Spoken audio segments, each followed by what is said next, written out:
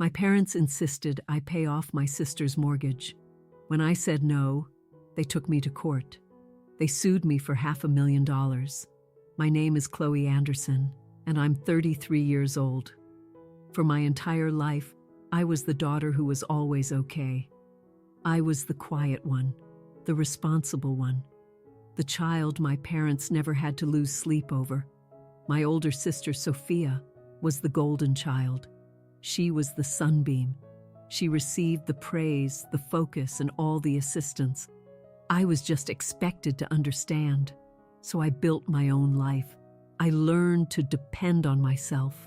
And now, my own mother and father are dragging me through the legal system.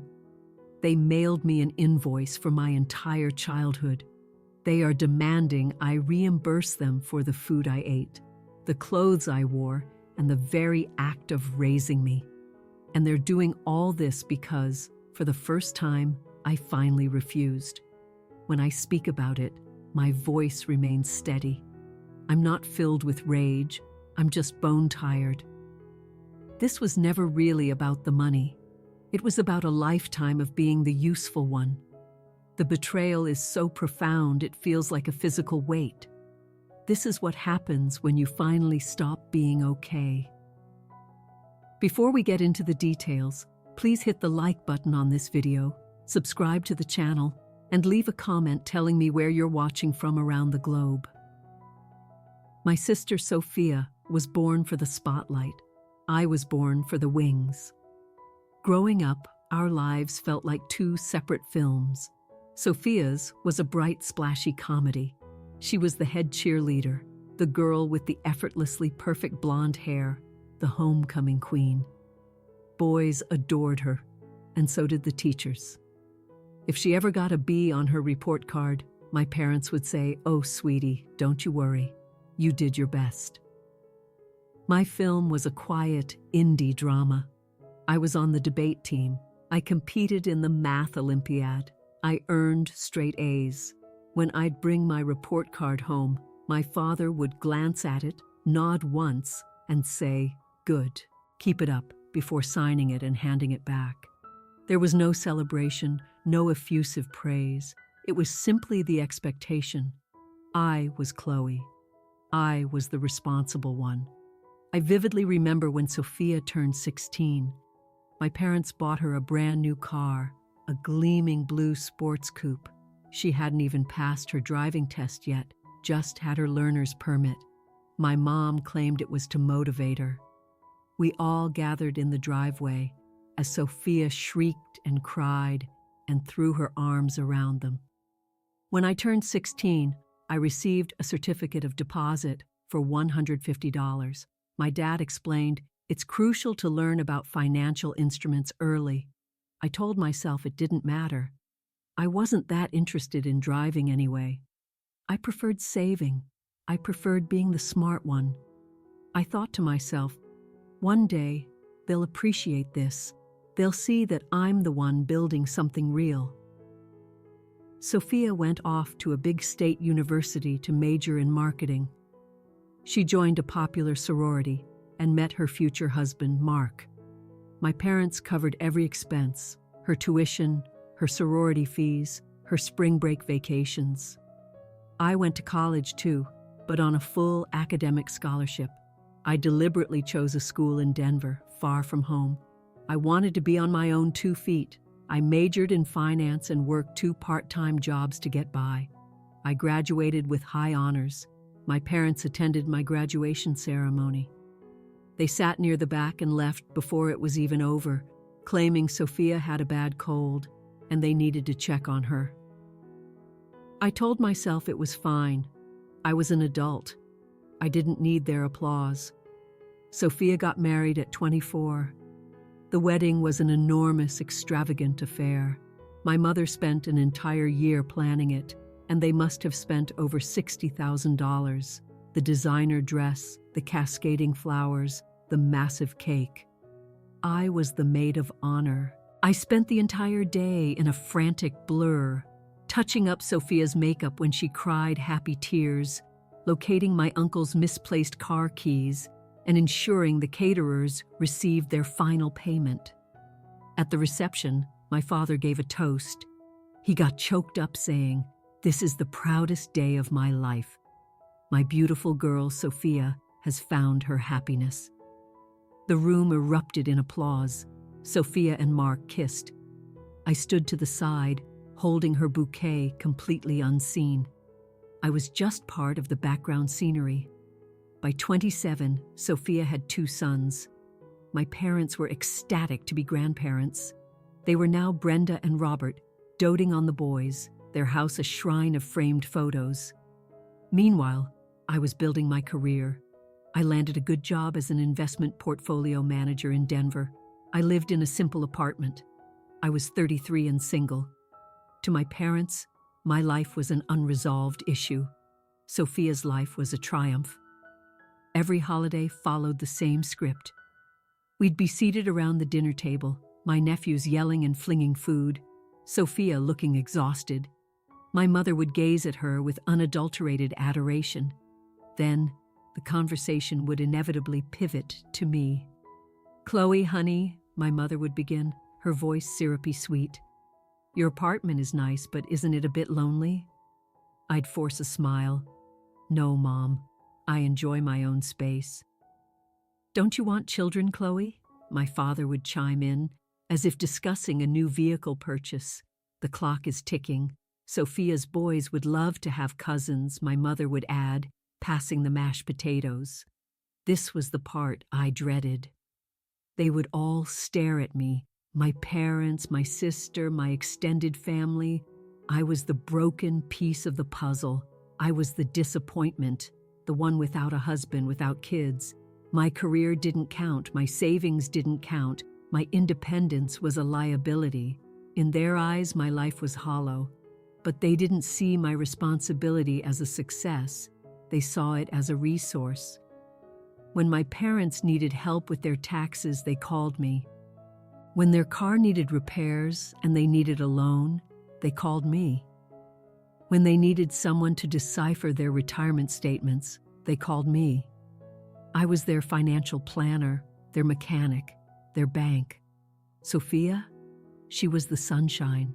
She was the one they called to share exciting news. She was the one they fretted over. She was the one they loved. I smiled through it all, telling myself I was fine, that I was just built differently, stronger. But I wasn't. I was just numb. I had taught myself to silence the part of me that desperately wanted to scream, "What about me? When is it my turn? When will you ever be proud of me?" It was years of 1,000 tiny cuts, years of being the fine one. I didn't realize how deeply I was wounded.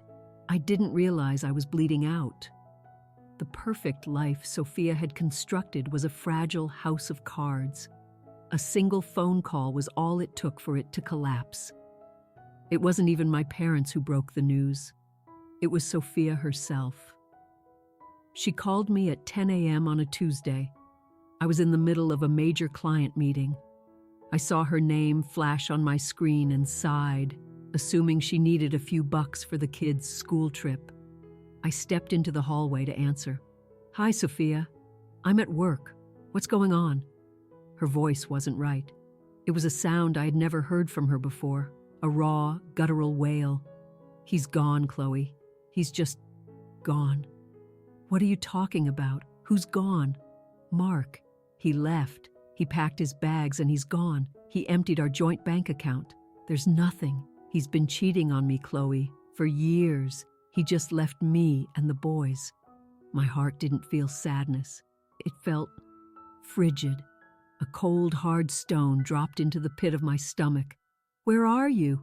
"I'm at the house. The power's out. They shut it off. I don't know what to do. The kids are hungry. I have nothing, Chloe. Absolutely nothing." I walked out of my office telling my boss I had a family emergency. I didn't feel panic. I felt efficient. This was a problem. I was Chloe. I solved problems. I drove the 2 hours to her house. The entire time, I made a mental checklist: food, electricity, lawyer. When I arrived, it was even worse than she'd described. The house was a wreck. Dishes were piled high in the sink. The lights were out. My nephews were huddled in the living room, silently watching a portable DVD player, their faces etched with fear. Sophia was on the sofa, wrapped in a thin blanket. Her perfect hair was a tangled mess, her eyes red and swollen. She looked utterly broken. "He took everything," she whispered. I didn't hug her. I walked straight to the kitchen and opened the refrigerator. It was empty, save for a bottle of ketchup and a shriveled lemon. I placed my purse on the counter. "Okay," I said firmly, "here's what we're going to do." I got on my phone and went to the utility company's website. I paid the overdue bill with my credit card. The lights flickered back on. The kids let out a small, weak cheer. "Sophia, I'm going to the store. You need to get in the shower, right now." She just stared at me blankly. "Go, Sophia. Now. I'll be back soon." I went to the supermarket and spent $450. I bought milk, cereal, bread, cheese, chicken, pasta, fruits. I bought diapers for my younger nephew. I bought paper towels, soap, cleaning supplies, everything a household needs to function. When I returned, Sophia was still on the sofa. She hadn't budged. I let out a heavy sigh, put the groceries away, and made sandwiches for the kids. They ate as if they hadn't seen food in days. "Where are Mom and Dad?" I asked. "I don't know," Sophia mumbled. I called them. They said they were coming. A flash of hot anger shot through me. They were her parents, the ones who adored her. Where were they? I cleaned the kitchen, started a load of laundry, and researched divorce attorneys. I found a highly rated one, a woman named Isabel Croft. I scheduled an appointment for Sophia for the following day and paid the $6,000 retainer fee with my credit card. I did all of this in silence, with cold efficiency. My parents finally arrived at 7 that evening. They rushed in, their eyes scanning right past me. They went straight for Sophia.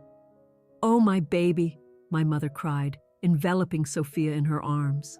Sophia finally shattered, letting out a full-body screaming sob. "That animal," my father yelled. "That monster, Mark. I'll kill him." They sat on the sofa, flanking her, holding her hands, crying with her, promising it would all be okay. I was standing in the kitchen, washing the last of the dirty dishes. They never once said my name. They never asked how I got there.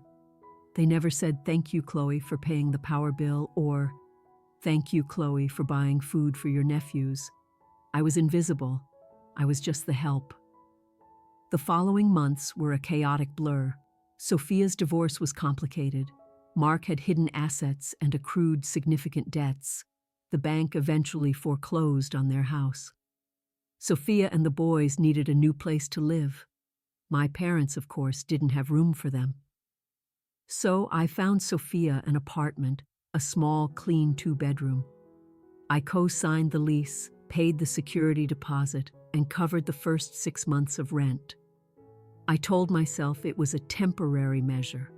It was not temporary. I was paying her rent. I was paying her legal fees. I was still buying her groceries twice a month, having set up an automatic transfer from my bank account to hers. My parents? They contributed emotional support. They'd take her out to lunch or babysit the boys, but only when it was convenient for them. The one time I tried to discuss the financial strain with my mother, her response felt like a slap. I called her, stressed. "Mom, Sophia's lawyer bill was another $2,000 this month. It's becoming a lot for me." There was a brief pause. Then my mother said, "Well, what do you expect me to do, Chloe? We're on a fixed income. You're the one with the big career. You're the one without a family to support." Without a family to support. I was literally supporting her family. "A thank you would be nice," I said, my voice barely a whisper. "Oh, honey, don't be so dramatic," she replied, her tone light and airy. We're all so grateful for you. You're the glue holding this family together. It's just what families do. We take care of each other. It's just what families do. That phrase ricocheted in my mind. No, it's what I do. I wasn't family. I was a function. I was a walking, talking ATM. A deep, cold resentment began to fester in my chest. I kept paying. I kept helping. But I started to feel profoundly used. I began to see that I wasn't just helping my sister. I was enabling my parents. They got to play the part of the loving, supportive parents. While I was stuck with the bills, I felt unseen. My efforts weren't just expected. They were demanded and then completely erased. The phone call that changed everything came on a Sunday afternoon.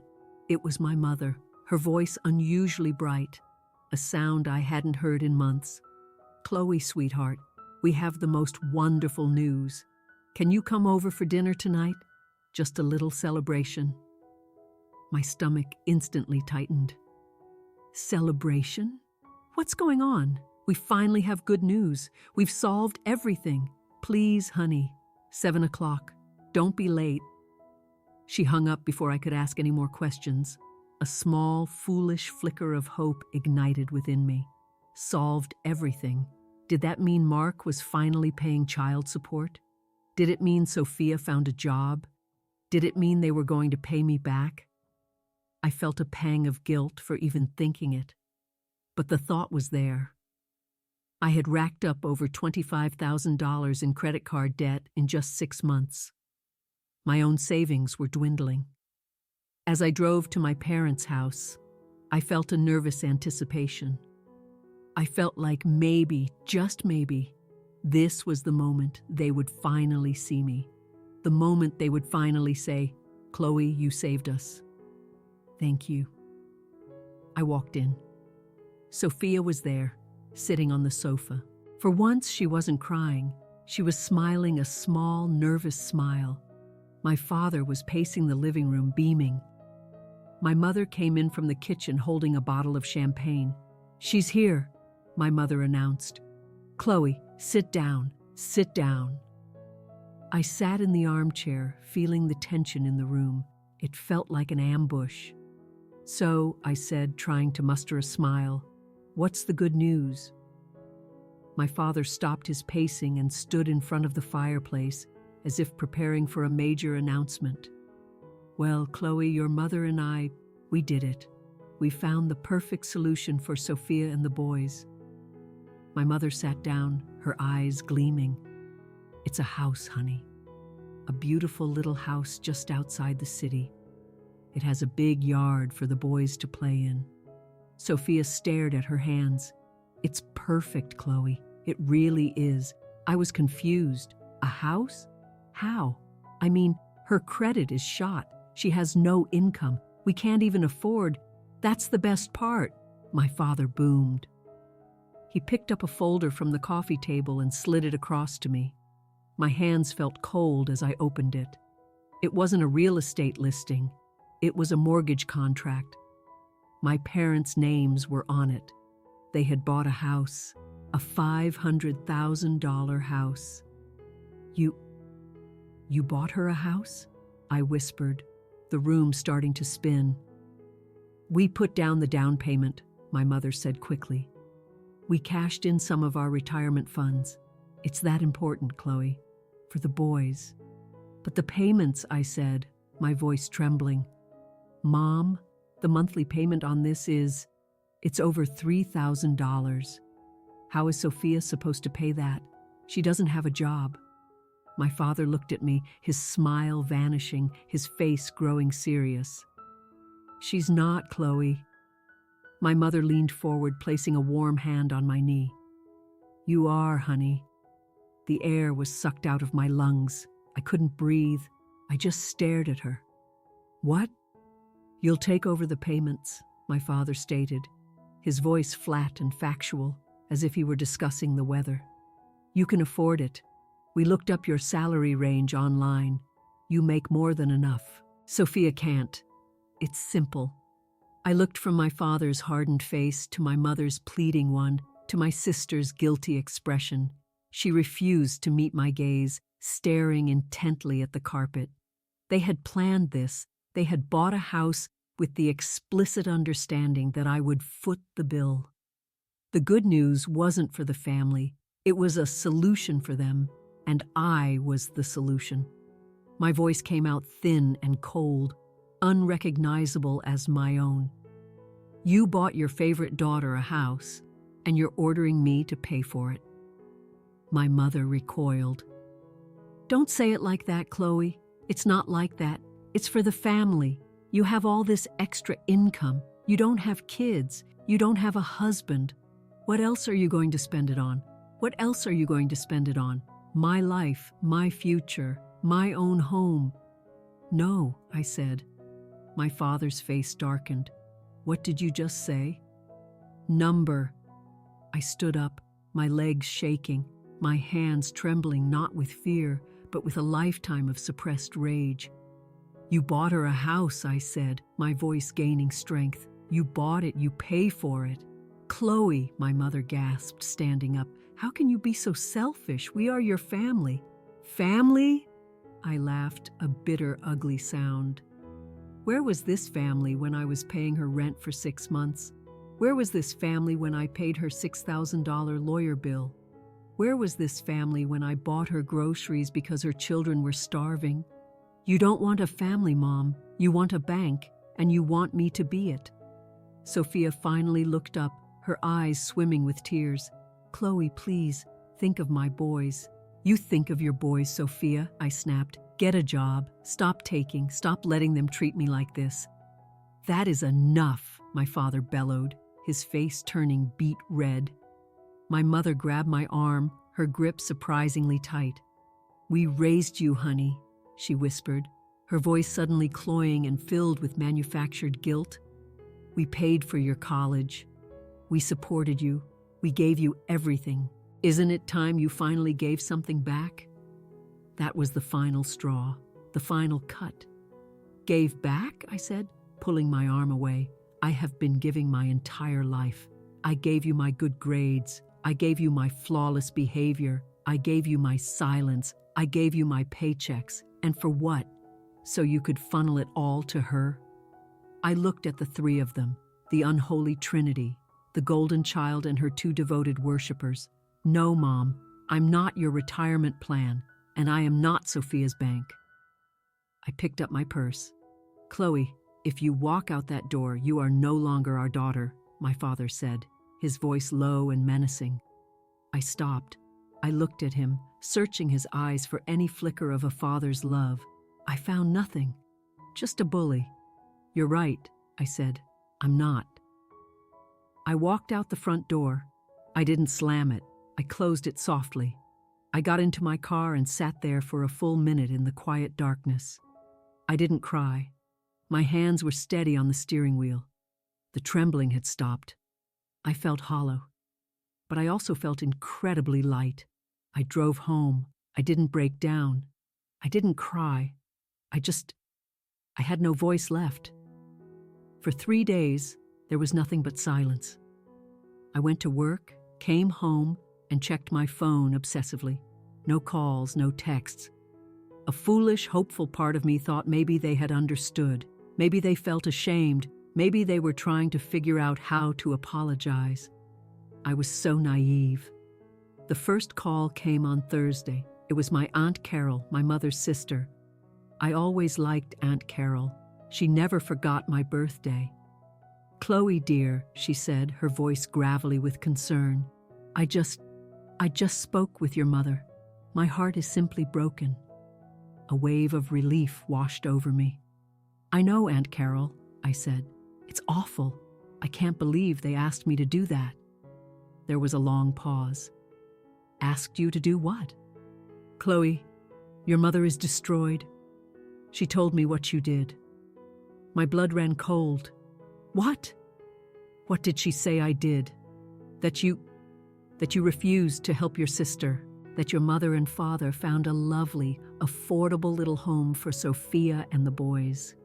They weren't asking you to pay for all of it, just for a little help, and you laughed in their faces. You told Sophia she was a failure. You told your mother you'd rather buy a new car than help your own flesh and blood. I couldn't speak.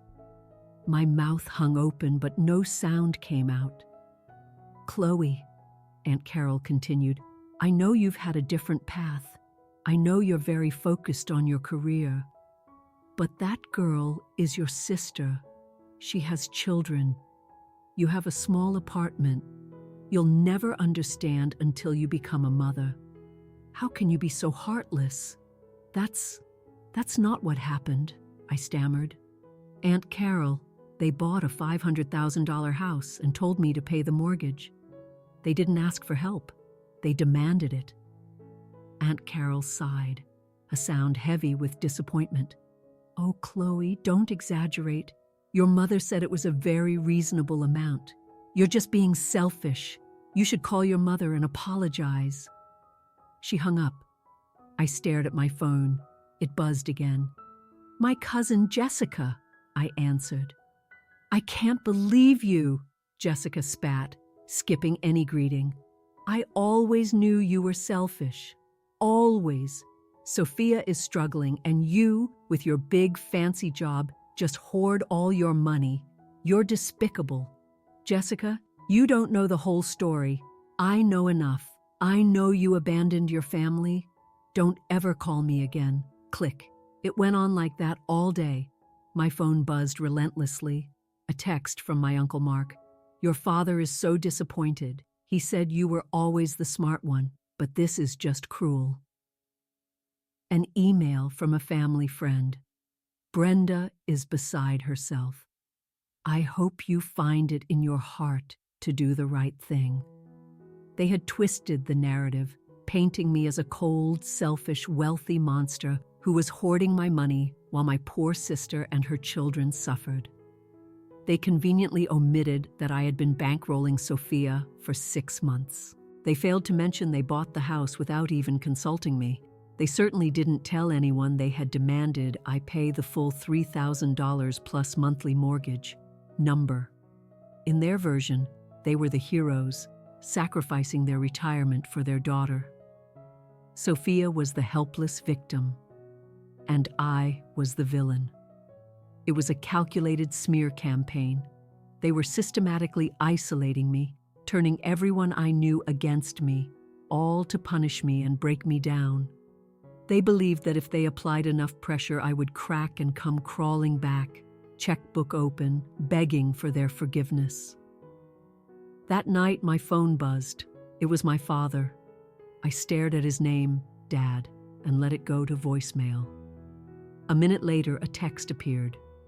Your mother is sick with worry over what you've done. You have destroyed this family. You need to fix this. Then a text from Sophia. I can't believe you'd do this to my boys. I hope you're happy, Chloe. You've always been jealous of me. Now you finally ruined my life. Jealous. I laughed. It was the same bitter, ugly laugh from their living room. That was the moment I finally understood. This was never about love. It was about control. I was the good daughter only when I was quiet, responsible, and useful. I was their workhorse. The moment I said no, the moment I drew a boundary, I was no longer useful. And if I wasn't useful, I was disposable. If they couldn't control me with guilt, they would try to destroy me with shame. I sat on my sofa in my quiet apartment. My phone buzzed again. Aunt Carol. I looked at her name and pressed block. My phone buzzed. Cousin Jessica. I pressed block. Uncle Mark. Block. I scrolled up. Sophia. My finger hovered. She was my sister. I pressed block. Dad. My hands were shaking. My father. I pressed block. Mom. Tears streamed down my face, silent and hot. My mother. I pressed block. The phone went silent. The apartment was silent. It was the loneliest I had ever felt in my life, but it was also the first time I had ever felt free. I called the one person I knew would believe me, My friend Olivia. Olivia? I whispered, my voice thick with tears.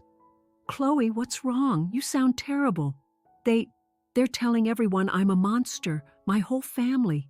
I told her everything. The rent, the lawyer, the mortgage, the phone calls. Olivia was quiet for a long moment.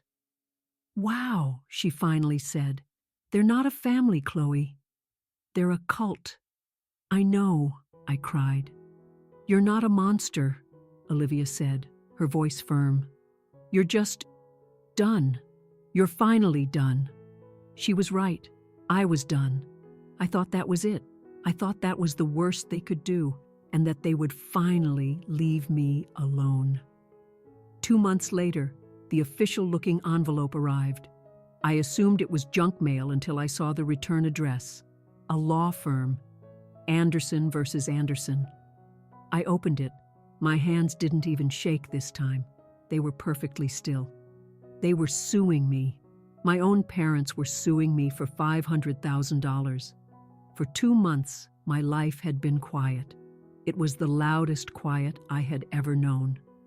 After I blocked their numbers, the calls and texts ceased. My world fell silent. I went to work. I came home to my empty apartment. I ate dinner alone. I talked to Olivia. She was my rock. They are unbelievable, Chloe, she'd say. They're not just selfish. They're toxic. I just feel so empty, I told her. Like I don't have a family anymore. You never did, she said gently. You had a job. You were their unpaid employee. You just finally quit. She was right. I started to feel lighter. The anger began to recede, and the deep, heavy hurt settled into a dull ache. I started to think, maybe this is the end. They said their piece, I said mine. They hate me. I am free. I was so wrong.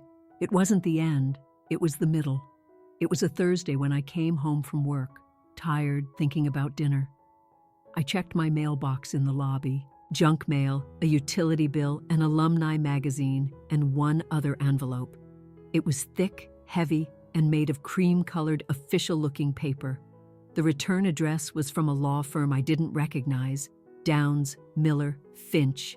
My heart didn't stop. It just started beating hard, a slow, heavy thud against my ribs. I went up to my apartment, put my keys on the counter, and stood in my kitchen, still in my coat, as I tore it open. My hands were perfectly steady. This wasn't the hot, angry shock of the ambush. This was cold. This was ice in my veins. I pulled out the documents. The first page read, Summons Official Complaint, and then I saw the names. Plaintiff, Robert Anderson and Brenda Anderson. Defendant, Chloe Anderson. Anderson versus Anderson. My breath caught, and I leaned against the counter, my legs suddenly weak. They had actually done it. I kept reading. The plaintiffs demand financial restitution in the amount of $500,000. $500,000. My first thought was, that's the price of the house. My second was, this is a joke, a scare tactic. This can't be real. Then I turned the page and saw Exhibit A, an itemized list of expenses. My mother, I realized, must have typed this. It was neat, organized, a balance sheet of my entire life. Food and sustenance, 18 years, $108,000, $500 a month. I wondered where she got that figure. Clothing and apparel, 18 years, $36,000. I thought of all my hand-me-downs, all the times Sophia got new outfits and I got her old ones. Housing and utilities, $90,000. They were charging me rent for my childhood bedroom. Education, non-collegiate, $25,000. My public high school? My library card? What was this? Parental guidance and emotional support, $50,000. This was the line that made me laugh. Not a happy laugh, but a short, bitter bark. Emotional support. What support? The support to be quiet, to be fine, to stand in the background while they showered Sophia with praise. Vacations and travel, adolescence, $15,000. I remembered a family trip to the lake where Sophia got to bring a friend, and I had to babysit my nephews. The list went on: medical care, transportation.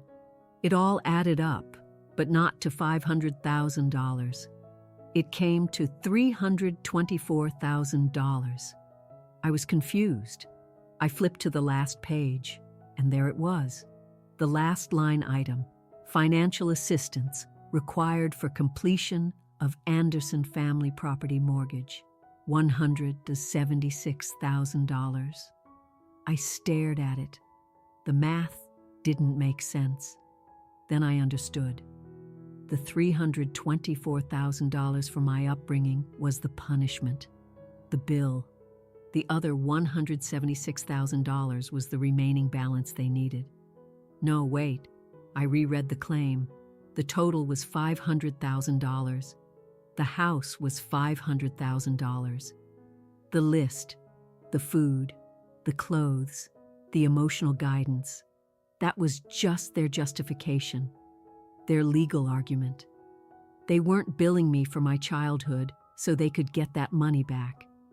They were billing me for my childhood so they could use that justification to force me to pay for Sophia's house. It was all there. They weren't just being punitive. They were being strategic. They thought they could manipulate the legal system, that a judge would see my single life and my good job, look at Sophia with her 2 young children, and force me to pay. They were trying to use the law to accomplish what guilt could not. This wasn't family. This wasn't just anger. This was something else entirely.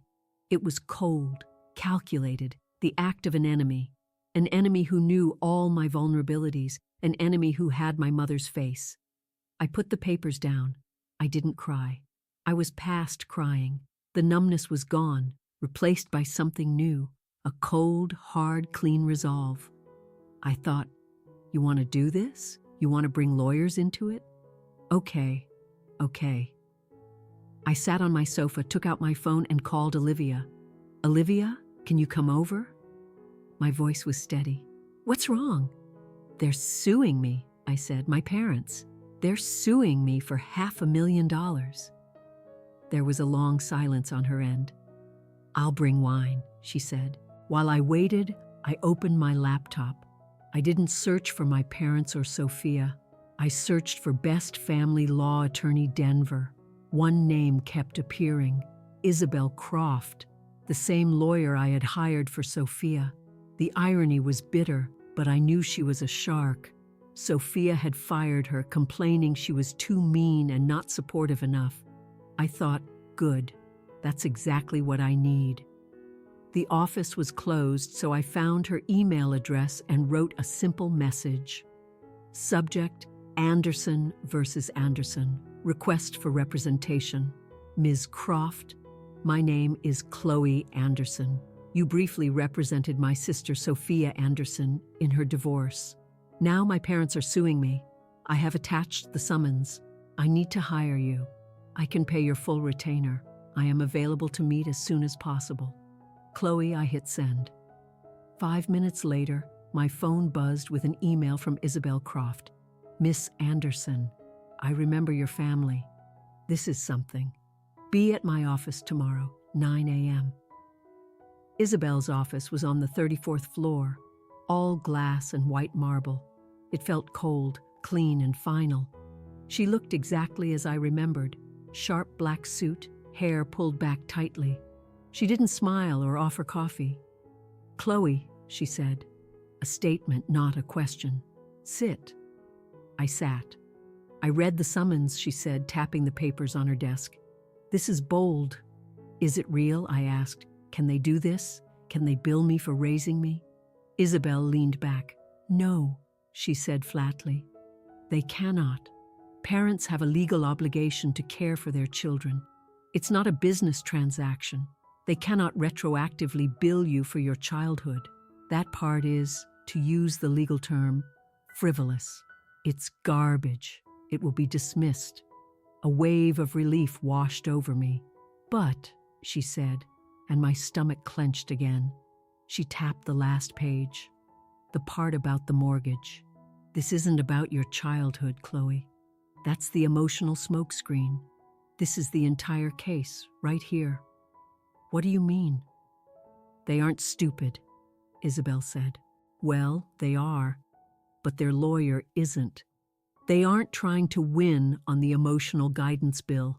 They're using that to paint a picture of a selfish daughter who received everything and now refuses to give back. Their case is this. They're trying to argue that you established a pattern of financial support. They will lie. They will say you promised to help with the house and then backed out. But I didn't, I said. I said no the moment they told me. I believe you, Isabel said. Our job is to make the judge believe you, and we don't do that by just defending. We do that by attacking. Attacking? This isn't a family dispute anymore, Chloe. They made it a legal one, so we fight back. We don't just show that you didn't owe them. We show that they were exploiting you. Her eyes were sharp. I remember this family. You paid the retainers for Sophia's divorce. Did you pay for other things? Yes, I whispered. I paid her rent for 6 months. I bought groceries. I gave my parents money for their car, for prescriptions. Isabel's face was unreadable. Go home, she said. Tonight, I want you to gather every receipt, every bank statement, every credit card bill, every text message, every email. I want a record of every single penny you have given your parents and your sister for the last 5 years. That's going to be a lot, I said. Good, Isabel replied. They filed a claim for $500,000. We're going to file an affirmative defense. We are going to show the judge what this investment really looked like. They want to talk about money? Fine, let's talk about money. That weekend was one of the worst of my life. I did as she said. I sat at my dining room table and went through 5 years of my financial life. I exported statements and got a yellow highlighter, line by line. Zelle transfer, Sophia Anderson, $200. Memo, rent. Zelle transfer, Brenda Anderson, $500. Memo, help. Zelle transfer, Robert Anderson, $800. Memo, car. Page after page, the numbers blurring. $100 here, $500 there. It was endless. Then I opened my credit card statements. King Soopers groceries, $462.15, the day Mark left her. Excel Energy, $321.18, the day I turned her power back on. Croft Law Group, $6,000, the retainer for Sophia. Each transaction was a small sting, a paper cut. I had thought I was just helping, that it was what families do. But seeing it all together, it wasn't help. It was a salary. I was paying for their lives while they called me selfish. Then came the hardest part, the text messages. I had to unblock their numbers. A flood of old, angry, guilt-tripping texts appeared. I ignored them and scrolled back, months, then a year. The thread was a testament to my role. Honey, Sophia is a mess. The power is off. Can you just handle it? We're with her. Mom, Chloe, your father's car broke down. He's so stressed. Can you send him a little help? Chloe, I hate to ask, but the boys need new shoes. I don't get paid for a week. Just $100? You're a lifesaver. Sophia, Chloe, can you pay the lawyer bill this month? I'll pay you back, I promise. She never did. You're a lifesaver. It's just what families do. We're all so grateful. I printed everything. The bank statements, the credit card bills, the texts. I put them in a binder. Isabel had said the file would be 3 inches thick. She was wrong. It was 2 binders, almost 6 inches thick. A detailed, itemized record of my exploitation, the price of being the good daughter. I took the binders to her office on Monday and put them on her desk with a loud, heavy thud. Here was all I said. Isabel opened the first one and flipped a page, then another. She read in silence for 10 minutes, her face grim. Finally, she looked up. "Lauren, this isn't a lawsuit. This is an admission. They're confessing. They just wrote it down wrong." "What does it add up to?" I asked, too afraid to total it myself. Isabel grabbed a calculator, typed for a moment, and wrote a number on a legal pad. She turned it around. $53,129.99 in the last 2 years alone, she said. Over $50,000. And that's just what we can prove with receipts. I stared at the number, feeling sick. That was a down payment on my own home. That was my future. "They didn't just sue you, Chloe," Isabel said, closing the binder. "They gave us the weapon to end this. We are not just going to defend. We are going to countersue." I balked. "Countersue?" "No," she said, a cold, sharp smile playing on her lips. "We're not. That's what they would do. We're better than that. We're just going to show this to the judge. We're going to show him their lawsuit, and then we're going to show him our binders. And what happens?" "And," Isabel said, "we let him do the math. Let's go to court." The day of the hearing, I woke up before my alarm, my stomach a knot of wet cement. I couldn't eat. I stood in my closet for 20 minutes wondering what you wear when your parents are suing you. I chose a simple dark blue dress and a plain black blazer. I pulled my hair into a simple ponytail. I looked invisible just like I always had.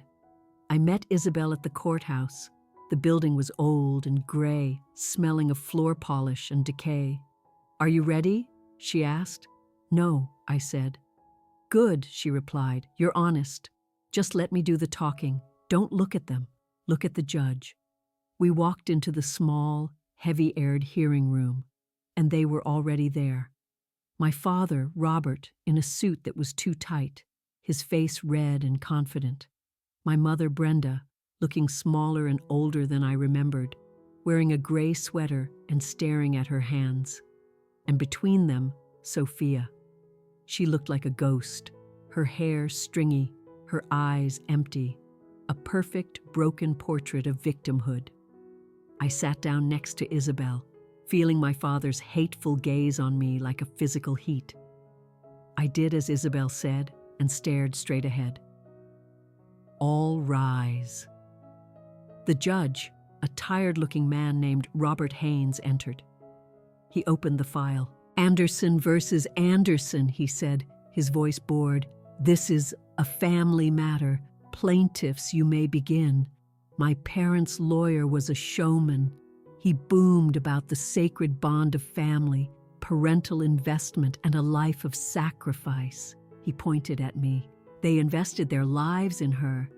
And now, when they have sacrificed again to save their other daughter, this defendant, Chloe Anderson, turns her back. She, with her high-powered job and her empty apartment, hoards her wealth and says no." Then my father was called to the stand. "We invested our lives in her, Your Honor," he said, his voice thick with fake emotion. "We just want fairness. We sacrificed everything. Now we need help. Our other daughter, Sophia, is in trouble. We used our retirement money to buy a safe home for our grandsons. We just asked Chloe, our successful daughter, to help pay us back for that investment. And she spat in our face. Investment, not love, not parenting, investment, like I was a stock that failed to mature." Isabel stood up. "Mr. Anderson," she said quietly, her voice cutting through the room, "you say you invested in your daughter. Let's talk about investments." She walked to our table, picked up the first binder, and placed it in front of her with a thud. Exhibit A, a series of bank transfers from Chloe Anderson to Sophia Anderson for rent payments, totaling $7,200. "Is that helping out, Mr. Anderson?" My father's face went from red to purple. She had to live somewhere. Exhibit B, A credit card receipt for $6,000 paid to my law firm for Sophia Anderson's divorce retainer. Did you pay that, Mr. Anderson? Number. Exhibit C. A series of Zelle transfers to you and your wife, over $2,000 in the last year alone, for gas, car repairs, prescriptions. Did you pay her back for those? That's different, he sputtered. Is it? Isabel asked. Or is it just an investment? The judge was looking up now, his boredom gone. So, Mr. Anderson, the judge said, your daughter wasn't being supported by you. It seems she was supporting you. That money isn't relevant, my father yelled. My mother was next, weeping. Your Honor, we just need help with the house. It's for the boys. They have nothing. Chloe, she has so much. It's not fair. The judge leaned forward, his voice sharp. Mrs. Anderson, please answer me clearly. Are you telling this court that you are suing your daughter for the cost of raising her in order to force her to pay for her sister's home? The word force hung in the silent room. My mother's face crumpled. It's for the family, she whispered. That is not what I asked, the judge said. In the silence, another voice piped up. It was Sophia. She should, she whispered. She should help. The judge's head snapped toward her. Miss Anderson? Did you say something? Sophia stood up, her eyes dead but full of hate. She doesn't have kids, she said, her voice a low, ugly hiss that everyone heard. I do. She has all this money. She doesn't have a family. I do. It's not fair. It's not fair. The same words she used when I got a better grade in school. The judge took off his glasses and rubbed the bridge of his nose. He looked at Sophia, and his voice was ice. Miss Anderson, having children is a choice. It is not a disability. Your sister's success is her own. It is not a family checking account. He looked at my parents. There is no legal obligation. That is entitlement. He gestured to the binders. I've heard enough. I will review this claim and Miss Anderson's evidence. I will have my decision in 1 week. Court was adjourned. My father just stared at me, his face a mask of pure rage. I just breathed. The next 7 days were the longest of my life. What if the judge agreed with them? What if fairness meant I had to give them everything? The day of the verdict, I wore the same blue dress. My family was already there. Sophia was not. The judge entered. I have reviewed the plaintiff's claim and the defendant's evidence, he began. The plaintiffs seek repayment for $450,000. Let me be perfectly clear. Parents have a legal and moral duty to support their minor children. Children do not have a legal duty to pay them back. The idea of billing a child for emotional guidance is, frankly, absurd.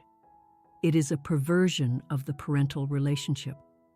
Therefore, the plaintiff's claim for repayment of upbringing costs is dismissed with prejudice. I let out a breath I didn't know I was holding. But, the judge continued, the court must address the reason for this lawsuit. It was clear this was not a genuine claim for repayment. It was an attempt to leverage the court system, an act of coercion. The plaintiff sought to force the defendant to pay a mortgage for her sister. My mother flinched. The court finds this claim to be frivolous and filed in bad faith. Furthermore, I have reviewed the evidence provided by the defendant. He looked at the 2 thick binders on his desk. The evidence shows a clear multi-year pattern of financial support, but from the defendant to the plaintiffs. The defendant has already provided substantial documented financial support to this family, over $50,000 in 2 years. She has, in effect, been their benefactor. He looked directly at me, his eyes kind. The court finds that the defendant, Miss Chloe Anderson, owes this family nothing. In fact, it is the opinion of this court that the defendant has already given far too much. I suggest you all go home and reflect on what family really means." He picked up his gavel. "This case is dismissed." Bang. The room was silent. My mother was weeping softly. "My house," she whispered, "the boys' yard." My father stood up, slamming his chair into the table. He looked at me, his eyes full of pure black hate. "You," he hissed, "you destroyed this family. You destroyed your sister. I hope you're happy." He grabbed my mother's arm and pulled her, still weeping, out of the courtroom. They didn't look back. I just sat there shaking. I didn't feel happy. I didn't feel like celebrating. I just felt empty. But it was a clean empty, a finished empty. I walked out of the courthouse into a cold, gray Denver drizzle. I stopped on the steps, looked up at the sky, and took a deep, deep breath. I tasted the rain, the cold air. It was my air, not borrowed, not earned. It was mine. For the first time in my entire life, I could finally, truly breathe. Months passed. I made changes. My apartment felt haunted, so I used the savings I hadn't given them, and I bought a house. It was a small bungalow with a little porch and a tiny, messy yard. It was all mine. The first thing I did was paint the kitchen a bright, happy teal. My mother hated teal. She said it was cheap. I loved it. It looked like the ocean. I went to an animal shelter and found a small gray tabby huddled in the back of his cage. "He's very quiet," the volunteer said. "Me too," I replied.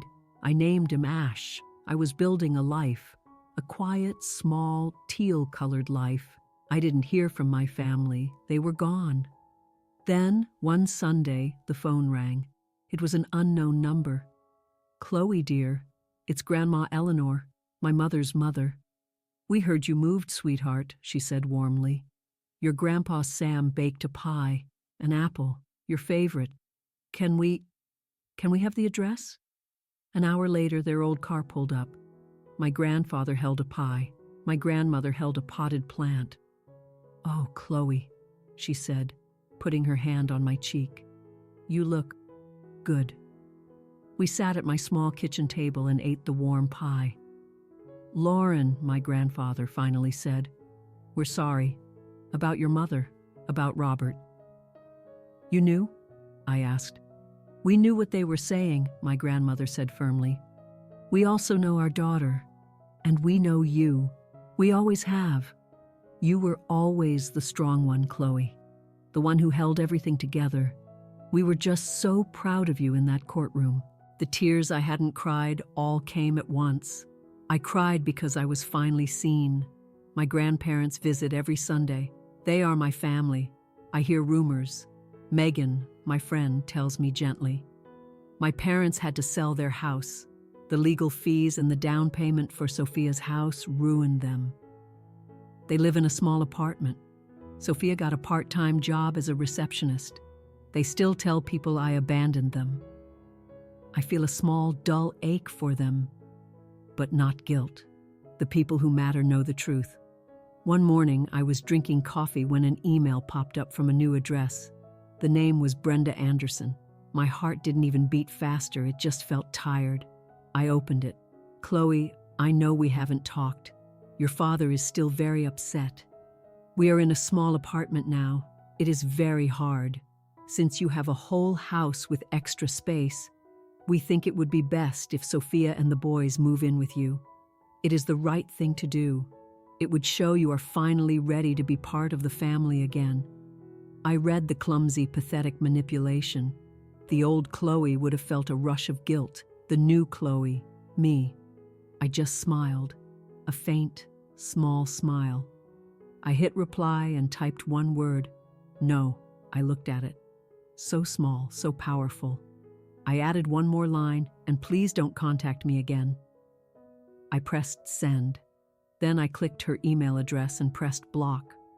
I closed my laptop, took my coffee cup to the sink, and looked out my teal kitchen window. The sun was out.